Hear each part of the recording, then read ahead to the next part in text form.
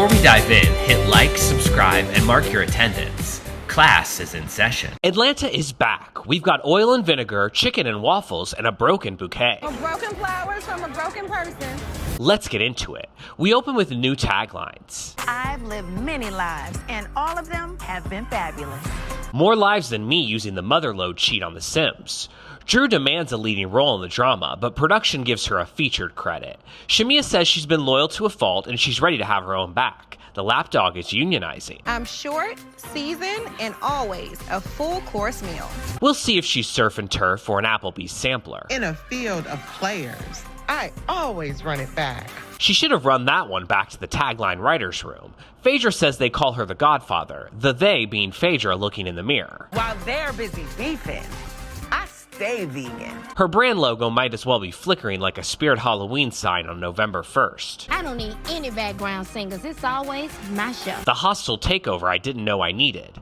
We then jump straight into Shamea and Pinky doing an ice plunge. They scream like they've been assigned the last seat on the reunion couch. Drew and Angela grab lunch, and Drew invites her to her movie premiere. Aiden drives while Phaedra's life flashes before her eyes. You won't have to go around the skirt fast. We flash back to her pregnancy due date mess and Aiden's first day of school. Phaedra says Aiden's been driving since he was 12. He's actually his dad's designated driver. And now yours? Oh, I ain't no drunk now. Porsha's at tea waiting on Kay, Michelle, and Kelly to spill it. Kay walks in wearing a Luann Core statement necklace, and Kelly serves Thelma without Louise. Porsha thinks her and Kelly are like vinaigrette. Kelly and I are like oil and vinegar. They fake a reset and move on to Drew's phone man, Black. He's jumping from phone to phone and found his way into Kay Michelle's DMs. Porsha says that he's just Drew's friend. Code for it, this plotline has wiggle room. Kay shares that she's performing at the Academy of Country Music Honors, booked, blessed, and slightly buzzed. Porsha, who's never actually been ready for a reset in her life, waits exactly long enough to seem like she tried before she detonates on Kelly over stale shade. And P needs to learn to stop trying to everybody's husband. Porsha says that hurt coming from someone who isn't clean themselves. I've never slept with a married man. You've never slept with a married man. No, I have not. You absolutely did. Porsha brings up the BET Awards weekend and a married man allegedly sleeping with Kelly. Okay, well, if that comes with a receipt, so let's see the receipt. Porsha's receipt is a text from her male friend who got a message from the married guy, not exactly forensic files. The story goes from plausible to fanfic when Porsha claims that while Kelly was still in bed with this man, she was on the phone saying Dennis's name. Nobody mid-cheat is thinking about Hot Dog Man.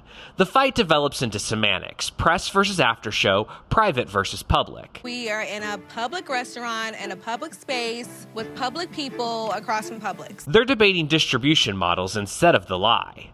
Kay Michelle is silently scanning the room for an emergency exit and a stronger drink. What's the purpose of any of this going on, and why am I stuck here in the middle? Kay calls a timeout, steers them towards a toast, and Kelly accepts a hug.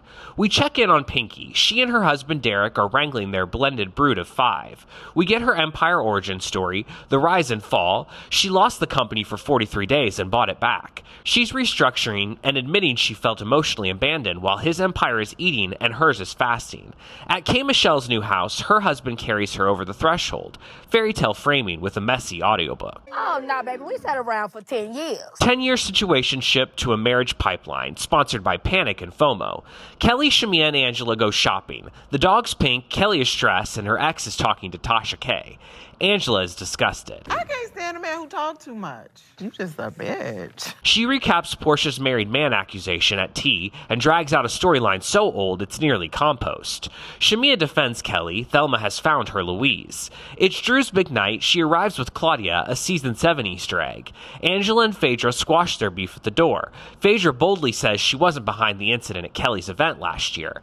Angela apologizes for suspecting Phaedra. Phaedra accepts like someone cashing a refund they never deserved. Porsha arrives with sway and hard launches what everyone's been side-eyeing for years. She calls herself Christopher Columbus, planting flags where we've already been. Angela shares the married man tea Kelly shared during the shopping trip. Oh, she want to spread her own tea? Porsha smiles with her teeth and plots with her eyes. Well, she called you Porsha. The second that H hit, the reset flatlines. She calls Kelly fake and vows not to step foot in that restaurant. No carbs, no closure.